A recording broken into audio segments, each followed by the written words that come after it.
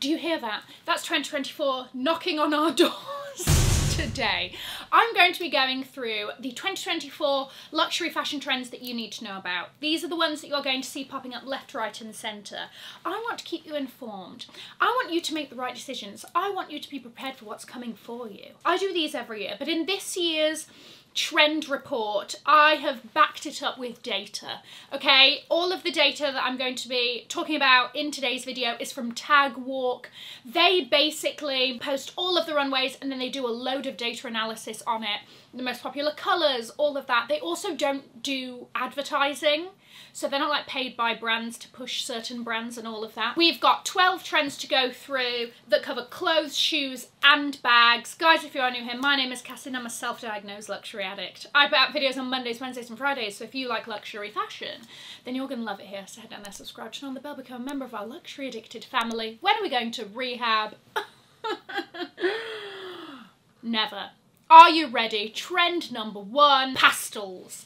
This isn't surprising, okay, we're going into spring summer 2024. We're going to see those sort of light, airy butters, lilacs, pistachio greens, light blue is a big one, and some places are kind of reporting on light blue itself being a trend, but I think it's under the umbrella of pastels. Pastel colours featured 10% more in 2024 spring summer runways than it did in 2023. Versace did pastel colours throughout their collection. They did a lot of kind of pastel interpretations of their very well-known classic Baroque print in shirts and short sets. We also saw it in a kind of checkered situation in these 60s shift dress styles. Laquan Smith, a lot of light blue in his collection, across sort of sheer tops and skirts. There was a full menswear look also in light blue. If we're looking at light blue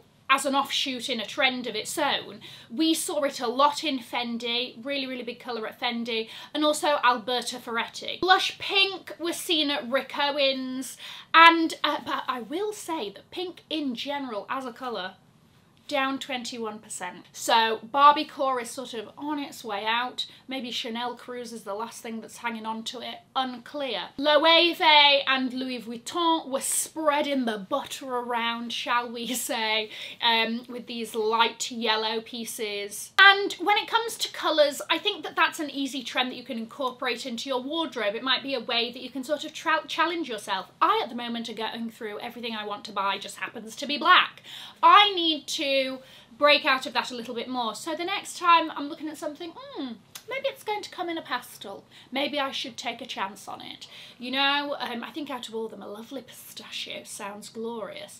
Trend number 2, ballet flats aren't going anywhere. Get accustomed, settle in. If you thought that we were done with it, with the Miu Miu rise of the ballet flat, incorrect. Basically, whatever your favourite brand is, they're doing a ballet flat. Amina Muaddi recently launched her new collection of shoes and has mainly sort of new styles, and the ballet flat was very present, more of a square toe for her vibe. And in case you didn't believe me, ballet flats are up 198% more for spring summer 2024 compared to 2023. It is shockingly the flat of the season. If you're wearing a flat, it better be a ballet flat, apparently. Is this some... Look, this one doesn't really speak to me. I think I've been burned many times. I used to be a ballet flat girl, right, when I was in my teens.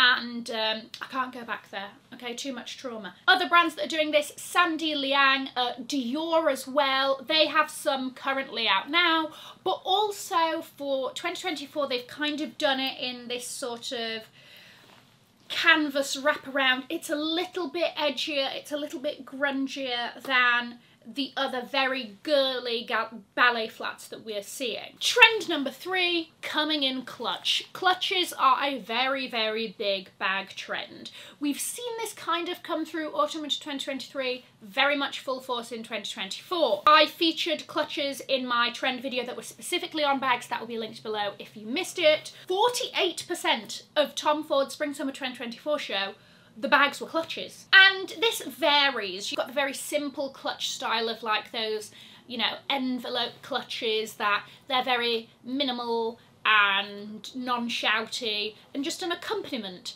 to an outfit. And then you've got something like Schiaparelli that's giving a sort of clutch version of their signature bag, the Schiap, in a kind of long clutch version. You've got a brand like Ferragamo who's doing, again, a bit more minimal, but they also have slouchy versions, maybe a bit more casual leaning. If you even look at the Alaïa Liqueur bag, which has been very popular over the past few months with their crossbody style, they're now doing that in a clutch version, which is excellent, if I do say so myself. Also, hard shell clutches. Simone Rocha does her pearl bags really well for that very sort of princessy, whimsical, fairy vibe. Now, on the flip side, let's talk about something a bit edgy, a bit harder. Leather jackets. Now, I hope that you've topped up on your hyperhidrosis Botox in your armpits.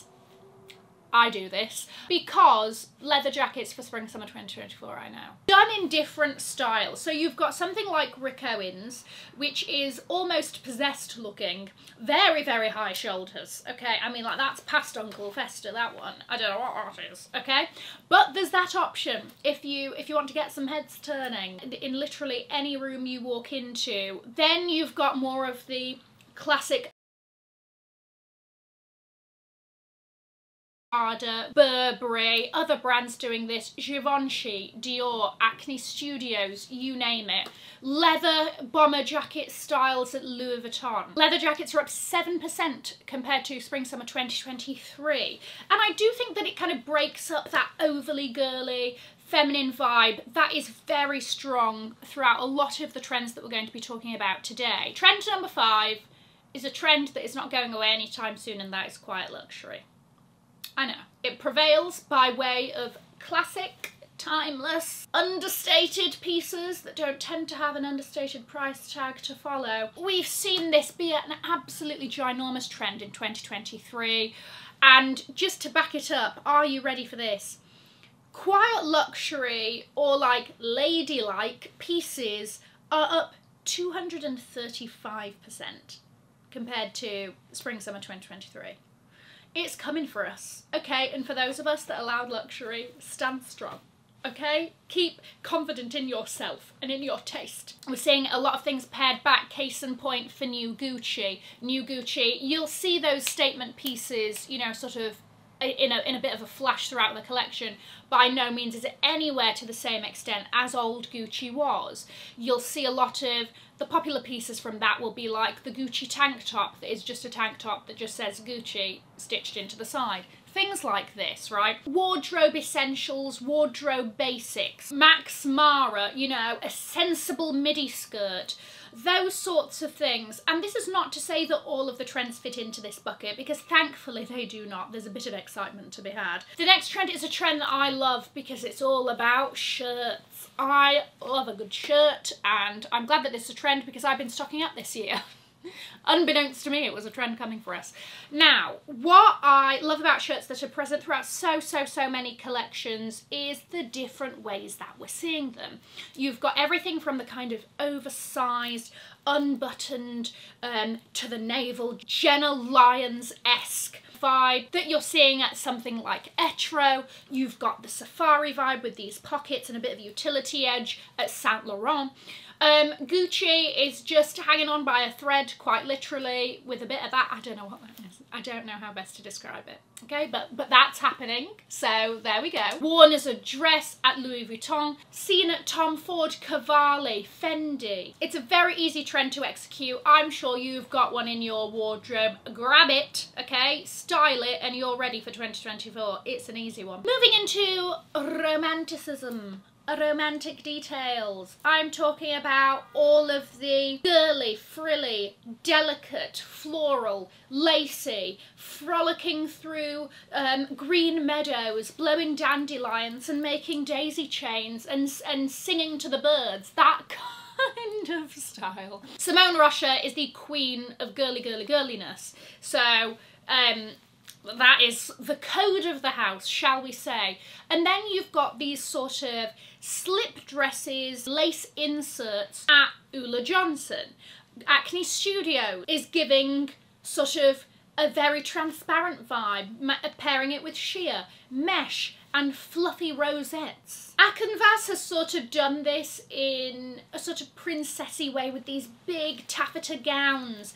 And again though, it plays into that sort of, you're the main character of a romantic comedy. My favourite collection that shows this trend though has to be Richard Quinn, because every single look in there was just, it was romantic and beautiful, but in a really overly embellished, intricate way. It's just every single look was stunning. Moving into the little white dress. Again, very floaty, very angelic. There's also a level of transparency that comes along with this trend. Little white dresses we're seeing all the way from free the nipple to something a bit more opaque. Stella McCartney was doing off the shoulder sheer. Prada, again, a level of sheerness paired with an opaque, again, 60s style shift dress. Valentino, theirs was like a patchwork of flowers. Di Pezza is an emerging brand that's just doing fabulous things, and they're very well known for their wet look pieces, right? And this did not disappoint for Spring Summer 2024 with this white look, but it's just fantastic. Again, that's an interesting way of doing this trend. Versace did this across a load of mini dress styles. 16 Arlington leaned into it with more cotton dresses. Ferragamo, again, leaning into the cotton dress style paired with a ginormous low slung belt, which I feel is a micro trend that we'll be seeing a lot of. And they also had this piece that was a sheer top that was in combination with an opaque skirt, and I thought that was a really great way to kind of tackle both ends of the spectrum when it comes to this trend. Sport Max as a brand, I mean, the bulk of that collection were white dresses. I think they're good in that they sort of feel a little bit more casual than a little black dress. On the trajectory of white sneakers. You know I love a good sneaker. Sneakers are up 27% compared to Fall Winter 2023. Okay, so just even one season along, we're up. And I spotted a lot of white ones being the favourites for the brands. Gucci is coming out with a pair that are very sort of classic and timeless as per the quiet luxury of it all. Bottega Veneta currently have got like a runner style. Valentino are doing a runner style that's a white mesh. Issey Miyake, again, you're going to see they're simple, but it seems to be the staple, a pair of white sneakers. BBE Big Bag Energy. Again, I spoke about this in my bag trends video, which again, link is below, but they are up 104%. Compared to Spring Summer 2023. The big bags are among us. Ferragamo showed a lot of these on the runway. Victoria Beckham, and then you're also seeing brands like Loewe doing larger versions of the squeeze bag, Bottega doing larger versions of the sardine bag. Bottega's bags in general were on the much larger side for Spring Summer 24. Metallics. This is my antidote to the poison that is quiet luxury. No, I'm joking. These are up 10% versus 2023. And this is where we still get a bit of razzle dazzle. Okay, it still puts the fire in our hearts. It gets us going. Laquan Smith did this across products, across clothing categories from his collection, from trousers, jackets, tops, dresses. Tom Ford did dresses. McQueen also metallic dresses. These all did head to toe full metallic looks, okay? Give people a reason to put their sunglasses on. Rabanne, obviously. Metallics are a huge part of the brand in general, so they were really bringing it. Carolina Herrera. But don't let this scare you. You don't need to be out here in a full head to toe diesel, you know, metallic look to participate. And I think that this is a fun one where you can get involved with accessories, whether it's a fabulous pair of metallic gold foil shoes, or a mini bag, or a general bag, or a BBE Big Bag Energy, I don't know your vibe. But I think that it's a fun one to incorporate through accessories if you're not ready for a ready-to-wear moment. The last trend gives goddess vibes, and that is draping. Now, an instance of where we saw this with another trend is Di Pezza again. The part of the reason why her wet look dresses look so realistic is the draping that goes along with it to mimic what fabric does on the body when, you know, I don't know, you get pushed into a pool. Draping is up 17% and it can be seen across clothing categories again. A subtle way of doing this is my Vivienne Westwood Hebo top that I love. It's just got like a little asymmetric neckline with a little bit of sort of draping that goes along with it, gathering. That I think is a really subtle way of getting involved in the trend, just throwing that out there. Shout out to my friend Aaron Esch, who did a lot of draping for his debut London Fashion Week show. Dion Lee as well showed a lot of jersey dresses that had the draping aspect. This is something that we're going to see a lot. I think it's interesting. I think the way that fabric can be manipulated to give these different kinds of movements is really fun to see. Those are the trends. Let me know your faves. Let me know which ones that you will absolutely not be touching with a barge pole. I'm going to leave a link to another video over here in case you haven't already seen it. Have an amazing morning, afternoon or evening wherever you are, and in the words of my father, if you've enjoyed it, tell your friends. If you haven't, keep your mouth shut. I will see you in my next video. Mwah. Bye guys.